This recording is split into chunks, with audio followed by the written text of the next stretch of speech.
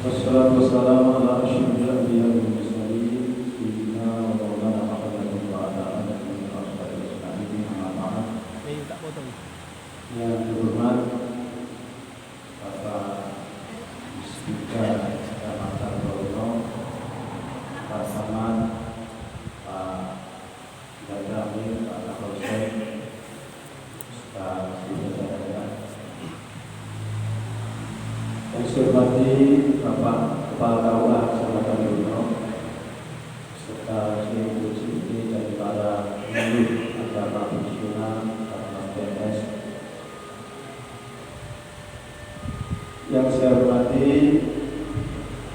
keluarga Amir Masjid Al-Bukhari Bismillah yang Al-Farisa Kecamatan Brono,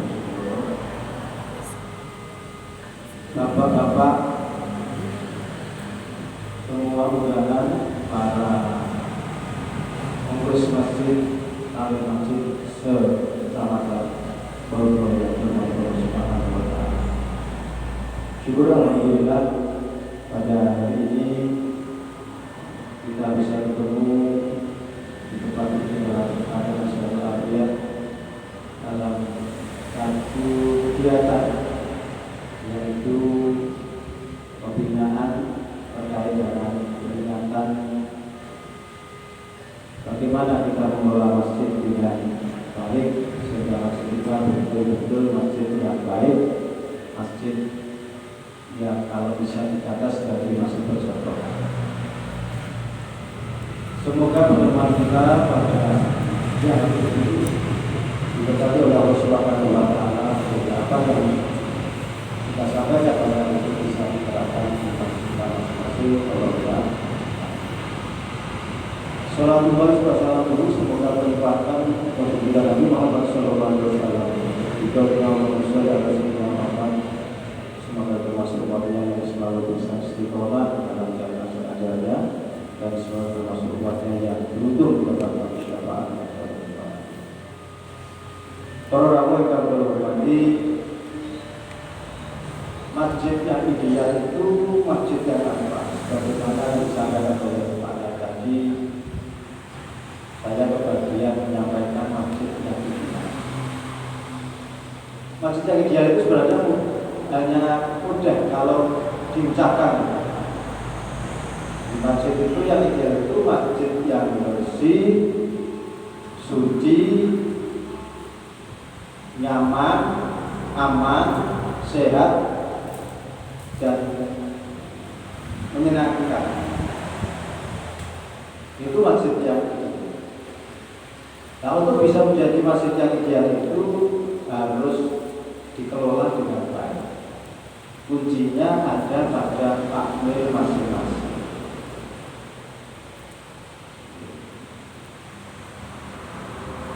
Kuncinya ada pada takmir masing-masing.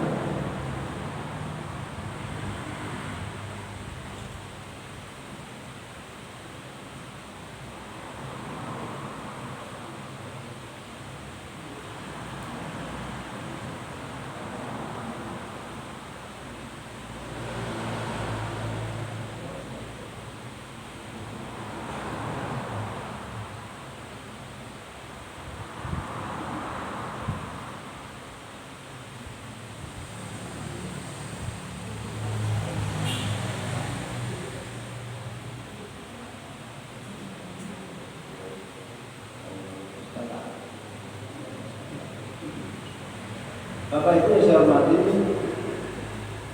dalam kelola masjid itu ada beberapa unsur yang keluar peran masing-masing. Satu, ada ketua, ada wakil ketua, ada sekretaris, ada bendahara, kemudian di bawahnya ada seksi-seksi, ada idaroh, imaroh, riayah. Ini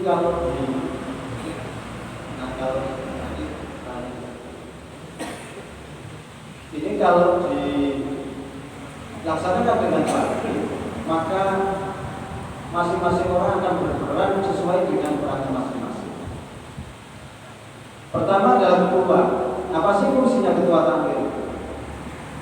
Ketua takmir itu adalah orang yang bertanggung jawab terhadap semua kegiatan ketakmiran masjid dan juga bertanggung jawab untuk mengkoordinasikan semua bidang-bidang yang ada, mulai dari idarah, marofah. Jadi kalau ada apa-apa, ini masjid bocor, kemudian kotor, bahkan masjid itu tidak aman, misalnya sandal kok hilang, sepeda hilang, semuanya muaranya kalau ucapan bertanggung jawab adalah ketua takmir. Apapun yang masalahnya kebutuhan. Jadi maju mundurnya baik tidaknya sebuah masjid dipergunakan sholat atau tidak dipergunakan sholat itu semuanya tanggung jawab ketua. Kemudian di bawahnya ada wakil ketua. Apa fungsinya wakil ketua? Wakil ketua fungsinya adalah pertama mewakili ketua ketika ketua tidak ada, kita berhalangan atau tidak ada. Terus fungsinya kedua membantu ketua dalam mengorganisir atau mengatur ketakmiran, keputusan ketakmiran. Jadi ada ketua, ada wakil ketua. Ini harus berfungsi masing-masing. Nah, yang terjadi kadang-kadang wakil ketua itu gak pakai kanggo. Padahal sebenarnya justru bisa membantu ketua, bisa mewakili ketua ketika ketua tidak bisa bergerak. Ini maka perlu dipahami para wakil ketua dan juga ketuanya supaya juga memfungsikan wakil ketua. Dan termasuk wakil ketua ini juga bisa dipasrai.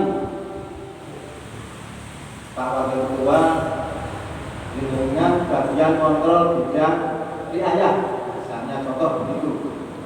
Dengan tak pasrai kontrol bidang imarah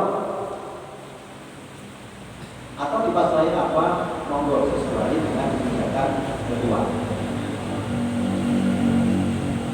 Nah, dengan dipasrai seperti itu maka ketua akan lebih mudah mengontrol. Jika ada hal yang tidak beres, misalnya tadi saya contohkan ada desain bocor, kemudian pas ketua tidak ada atau apa, gimana Pak wakil ketua? Ini ada keluhan dari jamaah, katanya ada bocor, katanya ada yang kotor dan lain-lain. Tinggal proses saja, tinggal komunikasi saja dengan wakil ketua. Nanti wakil ketua akan berkoordinasi dengan bidang-bidang yang ada. Jadi kalau bisa fungsikan supaya merasa bahwa dia bukan wongge atau dihargai. Nah, ini supaya kegiatan desa itu sangat kompak.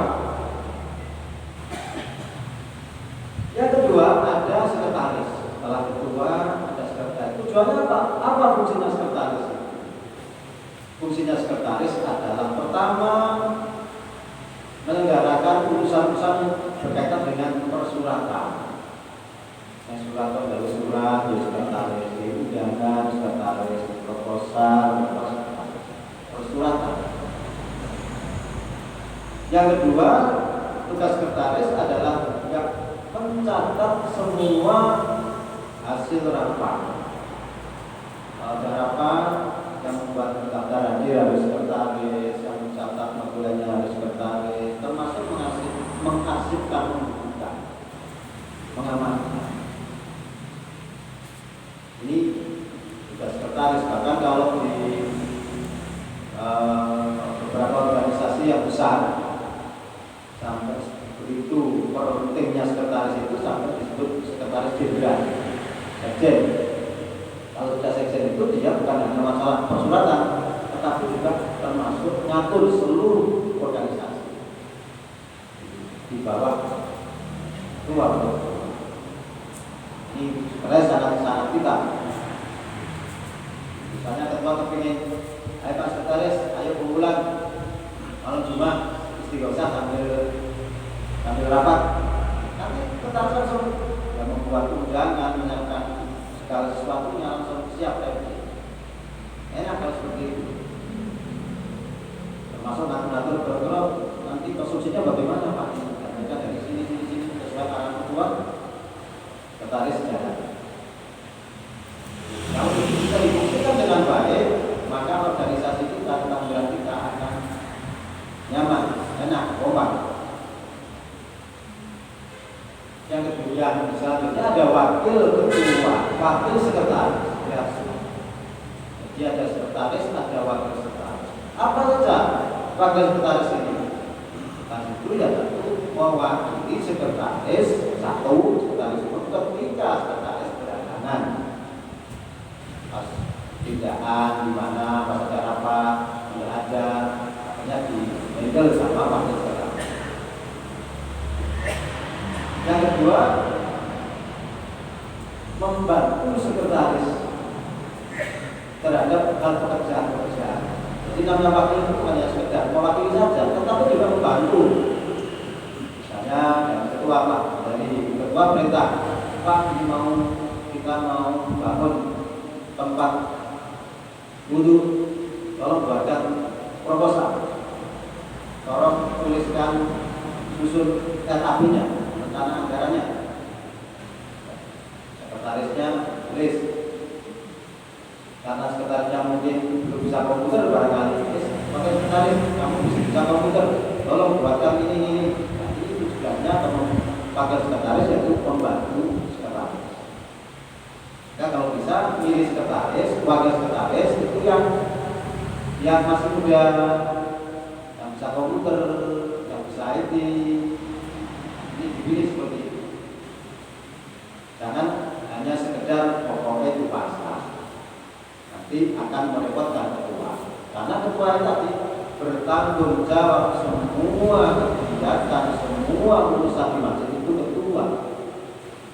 Kalau nanti pengurusnya di bawahnya ini tidak bisa bekerja dengan baik, nanti kalau apa-apa ya ketua. Kalau pas baik sih ketua, nah ketua kami saya ini pinter, pengalaman, nah. Tapi kalau pas kebetulan tidak baiknya ada hal-hal yang sampai oleh zaman dirasani, nah, ini yang kena nama tidak baiknya juga ketua. Maka susunan pengurus itu hendaknya dicarikan pengurus yang memang sesuai dengan kemampuan. Sekretaris, isi online. Sekarang ini zamannya online. Nah, harus bisa mengurus edukasi harus online. Mau minta bantuan masjid online sekarang. Monggo di Kementerian Agama Pusat itu selalu ada setiap saat tentang bantuan masjid. Bisa, tapi sifatnya online. Isi mas, tinggal isi, kemudian upload proposal, sudah. Nanti ada verifikasi dari pusat. Ini kalau sekretarisnya pengalaman, sekretarisnya pinter, nanti ketua tinggal perintah aja, terima kasih. Kemudian yang ketiga, yang tidak kalah penting lagi adalah bendahara. Bendahara itu apa fungsinya? Satu adalah mengumpulkan uang.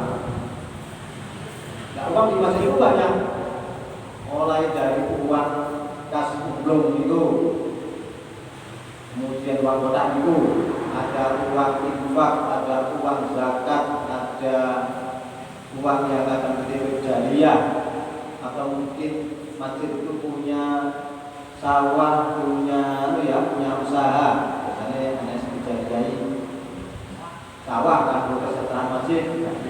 Terus yang ngurus itu bendara, uangnya masuk bendara. Satu itu. Pokoknya si ngurus dengan ketua di guru ketua nanti petandanya ekor. Bendara yang pegang semua keuangan.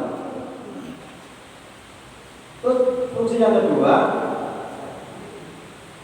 di samping mencatat, mengumpulkan, mencatat dan mengamankan keuangan masjid, bendara juga berfungsi mencari ide-ide bagaimana masjid itu punya dana.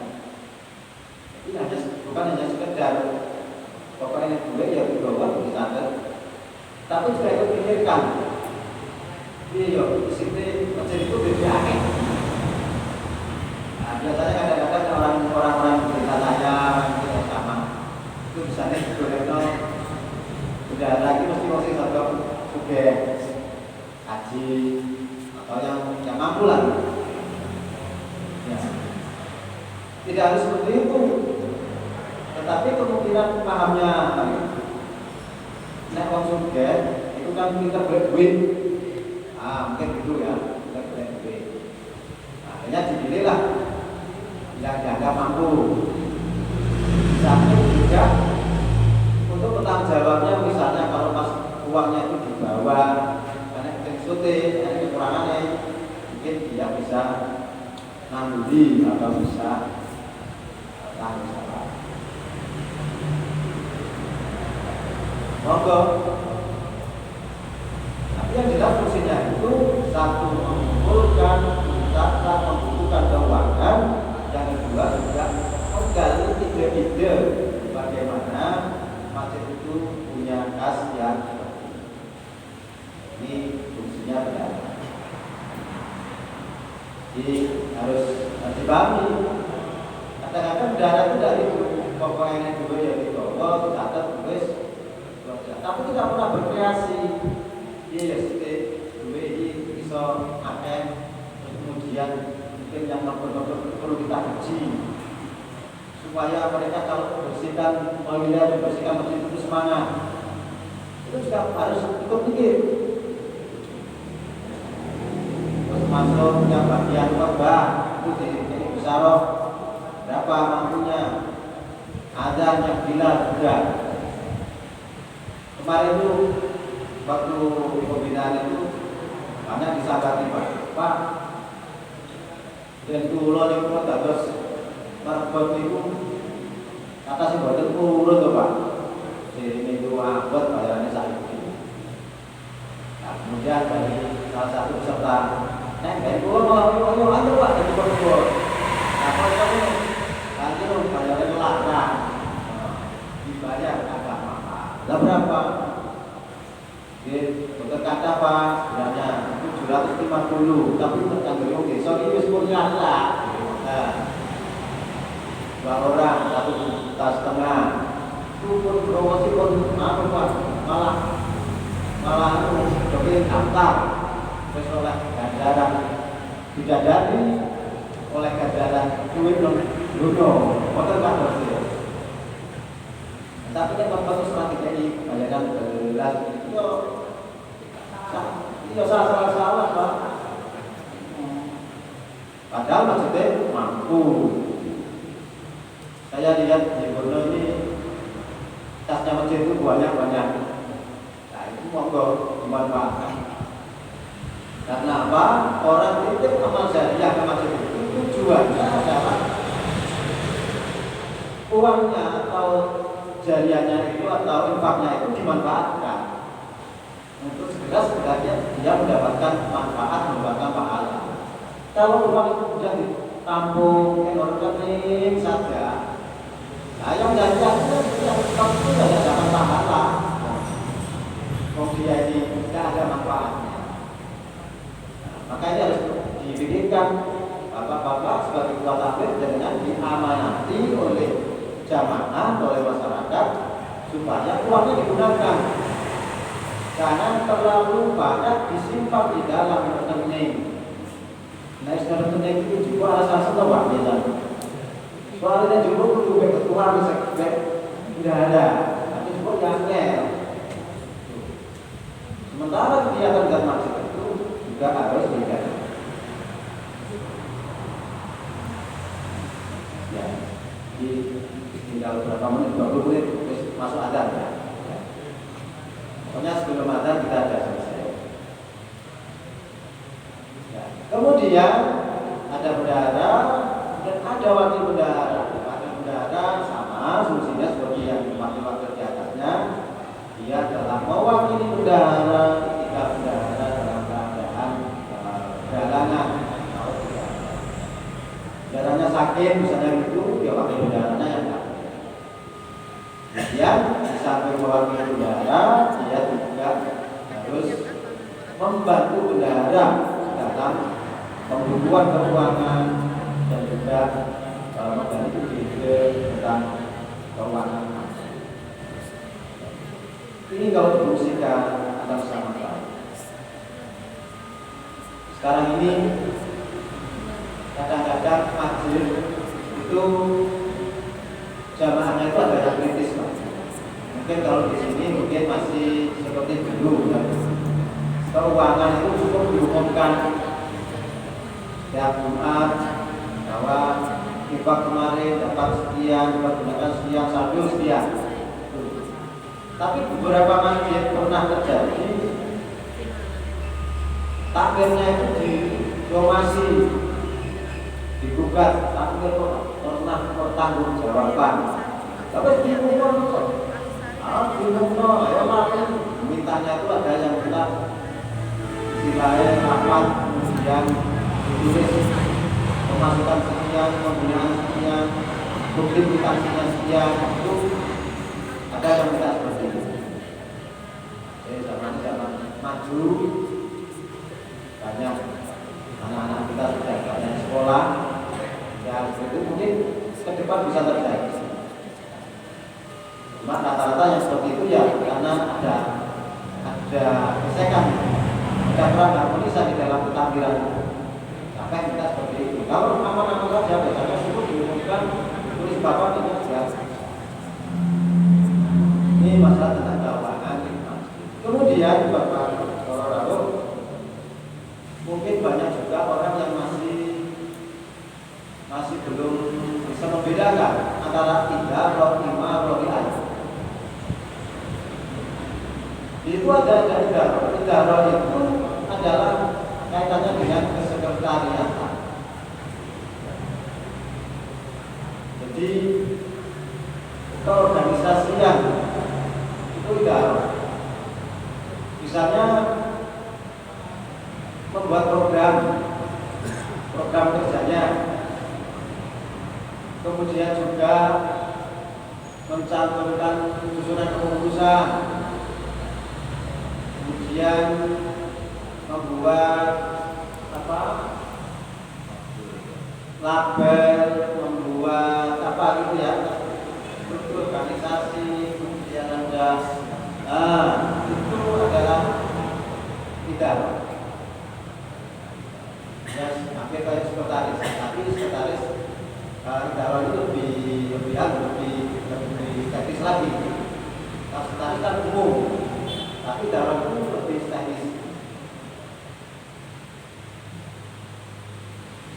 Termasuk pengumuman jadwal waktu sholat, pengumuman pengajian itu idharah berperan. Maksud juga evaluasi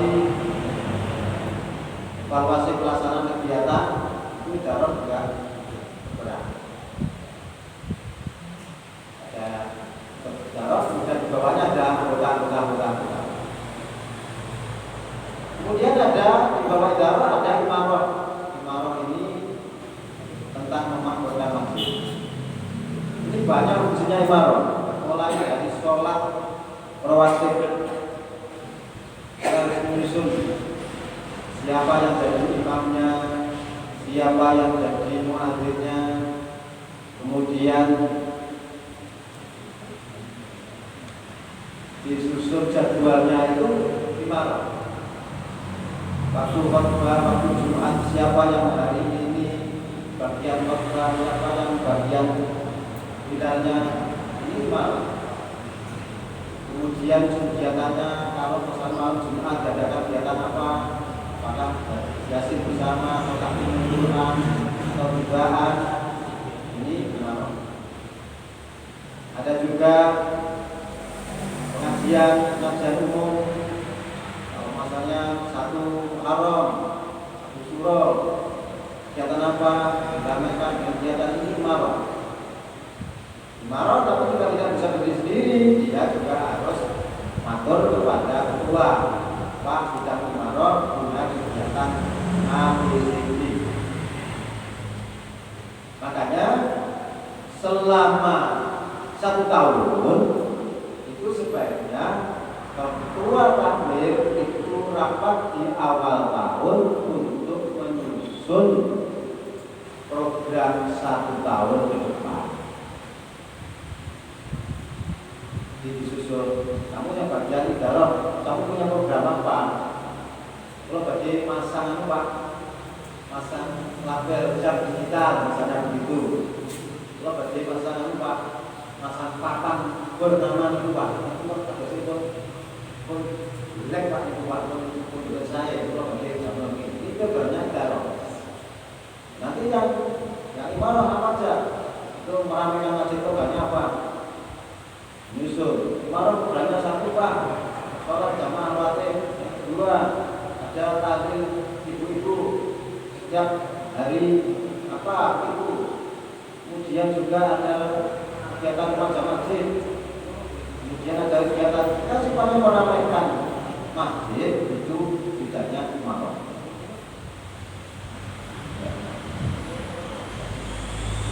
Nah,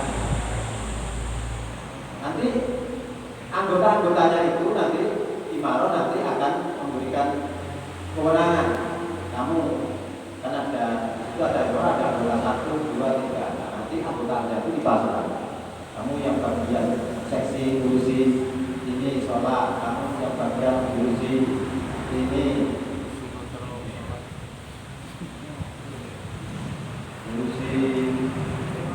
apa kegiatan-kegiatan, monggo silakan. Kemudian setelah itu yang bidang riayah atau bidang pembangunan dan merawat masjid, kebersihan, ini riayah punya bidang, punya program. Mulai menentukan siapa yang bagian bos, siapa yang bagian ngurusi speaker. Jadi riayah itu hanya kerjanya jangan masuk peralatan sprinkler, ada kipas angin dan lain-lain, AC dan lain itu masuk di riayah. Speaker tadi seperti yang sudah disampaikan oleh Pak Naib tadi, ada speaker dalam, ada speaker luar. Ini aturannya seperti itu. Speaker dalam itu kegiatan sifatnya ke dalam, terus seperti yang sifatnya untuk pemberitahuan masyarakat luas. Contohnya adzan itu harus speaker luar. Nah, adzan speaker dalam, mau kamu nggak umum, jadi harus speaker luar, speaker corong lah. Kalau di kami di masjid kita ada towernya Pak di sini, speaker luar, speaker dalam, atau speaker kedua-duanya, luar dan dalam. Itu kita hanya menggunakan speaker dalam, yang speaker luar dimatikan. Contohnya cek atau yang itu kan speaker. Termasuk juga peralatan-peralatan, ada speaker suaranya grek terus, ini juga bagian riayah. Diri aja bukan hanya sekedar mengurusi masalah kebersihan dan pembangunan, tapi semua peralatan di masjid itu adalah juga riayah. Akul, tempat parkir, banyak. Jadi ada CCTV keamanan. Ini di foto CCTV ini. Umumnya sekarang ini nonton Pak. Di kota-kota masjid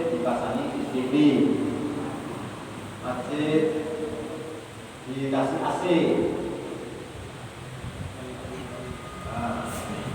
Kemudian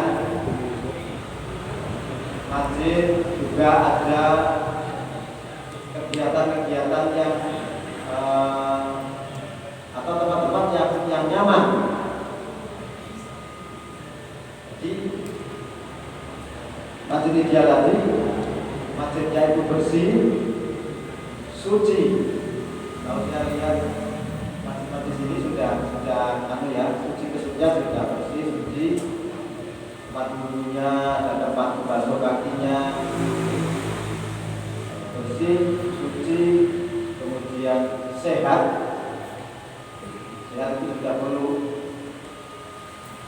termasuk kemarin ketika ada COVID itu, di situ ada di masjid disuruh ada tempat cuci tangan. Itu termasuk bagian dari bawaan lain adalah masjid sehat. Kemudian nyaman, masjid kita harus nyaman. Artinya seperti ada kipas anginnya. Kalau masjidnya memungkinkan dikasih AC, dikasih AC. Nah, supaya jamaahnya itu merasa nyaman, merasa kerasan untuk beribadah di masjid. Nah, ini tikap bisa sampai turun saking nyamannya. Tapi kenapa ya betul politikap betul ngantor ya.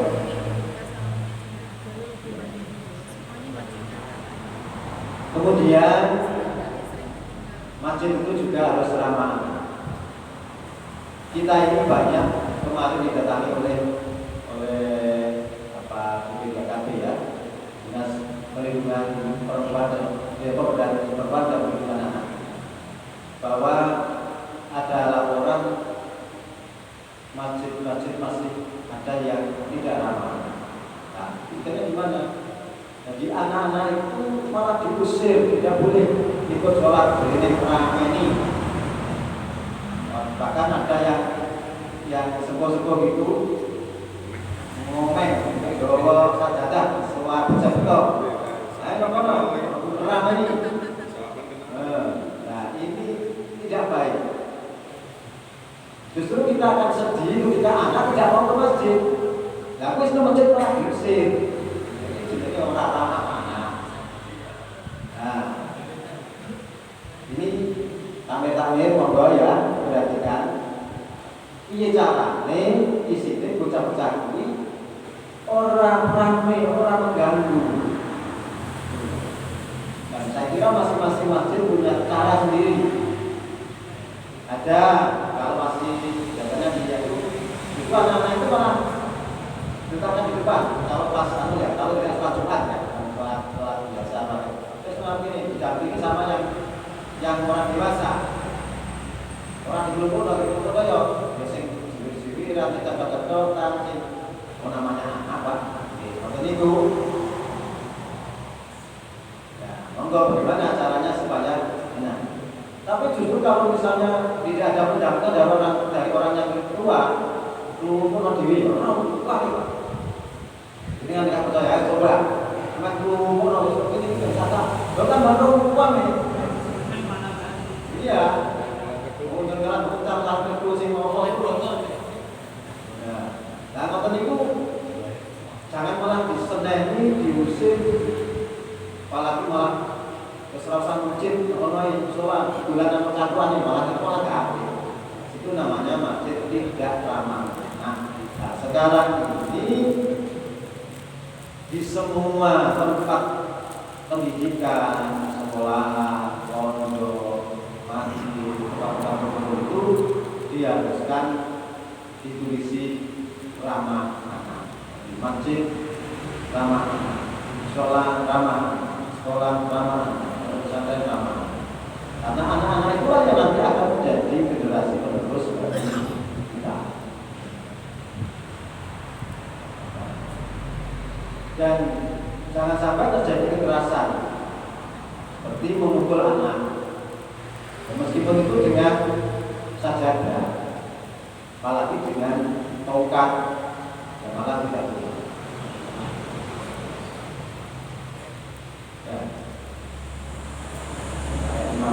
ini saya apa itu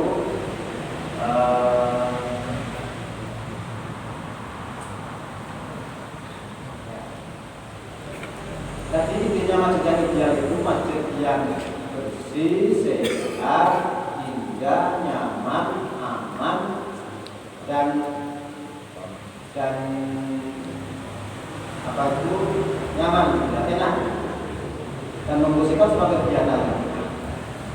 Kemudian dari sisi apa itu teknisnya, ini ada beberapa standar-standar yang dipenuhi, mulai dari standar kepemilikan masjid, sertifikatnya harus jelas. Kalau wakaf juga harus ada sertifikatnya. Kalau belum wakaf atau belum pribadi harus jelas.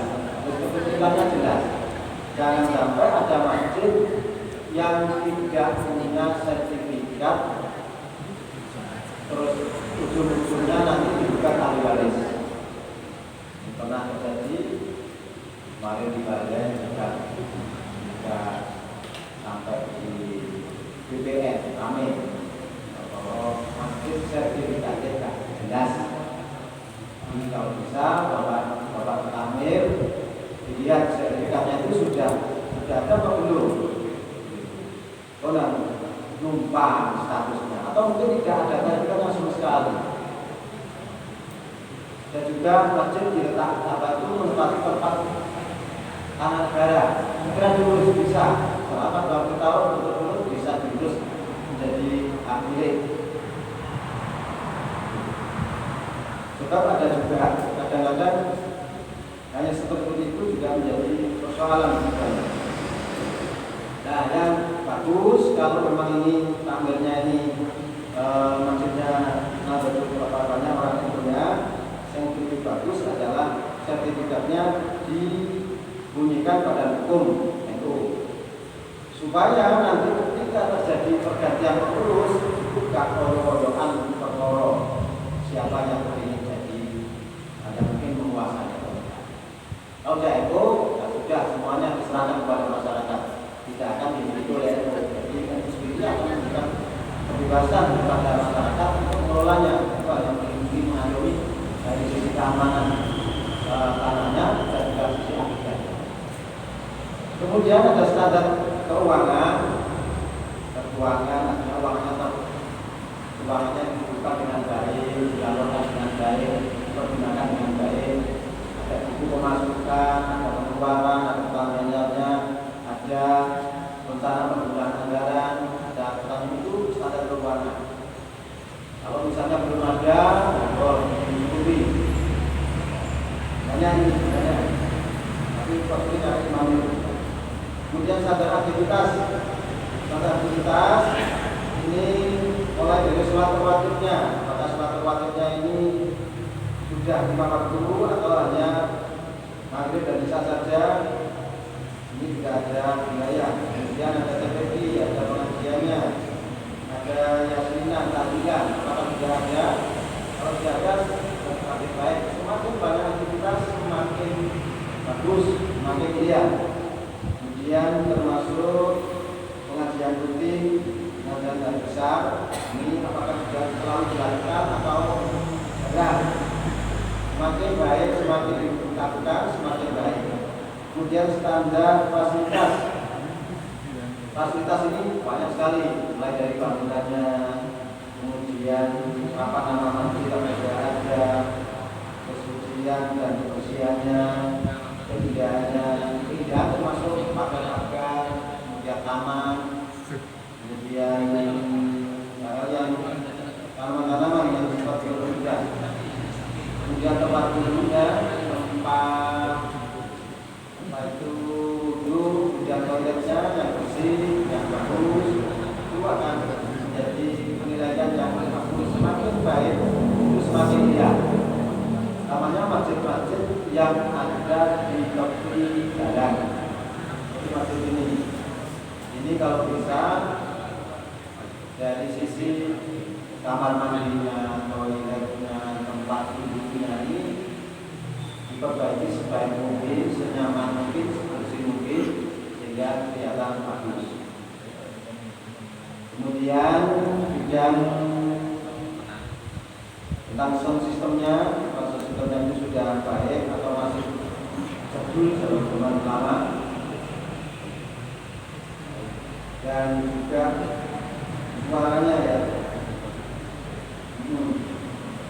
Kemudian di sini pinggir jalan ini harus ada mukena rukuh ya, rukuh supaya orang kalau mau sholat itu masih bisa ada rukuhnya. Dan rukuhnya kalau bisa dicuci setiap berapa hari sekali gitu. Jangan 1 bulan dicuci sekali. Sampai akhirnya wis login mendorong musik itu. Nah, harus bersih, harum. Kalau bisa coba dikontrol. Bagian kontrol bagian di ayat. Ini sarung juga perlu ada. Rata-rata kan yang disediakan kan kenalan dong. Dari mana? Kadang-kadang orang laki-laki itu celananya kotor, celananya najis, baju ini sudah najis, dan gitu. Jadi perlu juga disediakan sarung, kopiah, dan murah kok. Siapa kalau cerita itu nggak ada aturan.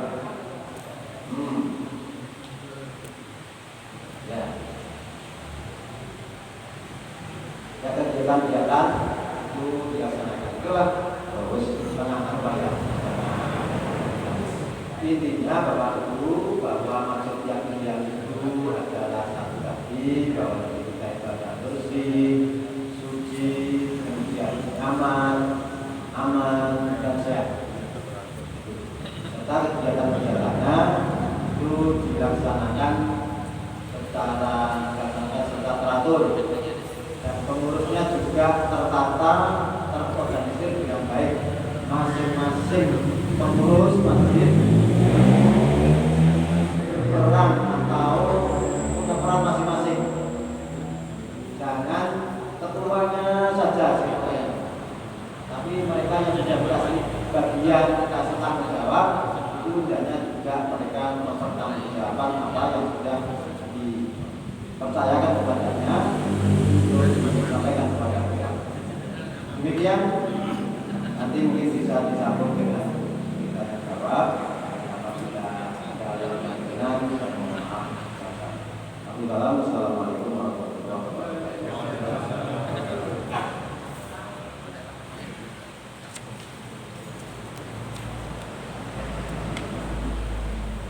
Terima kasih kami sampaikan.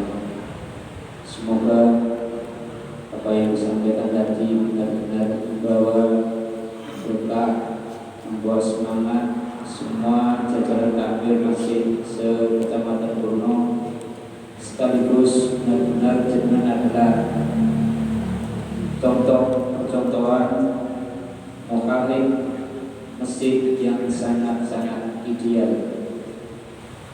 Acara selanjutnya pun tanya jawab dan dialog ingkang badipun dipimpin sepindah Romo Kiai Askari KPKB Romo Kiai Muhammad Lazim Kapindigo Romo Kiai Payu Suri. Waktu terakhir semoga.